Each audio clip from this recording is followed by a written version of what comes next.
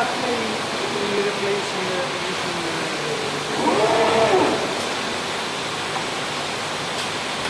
I go to select tools cut.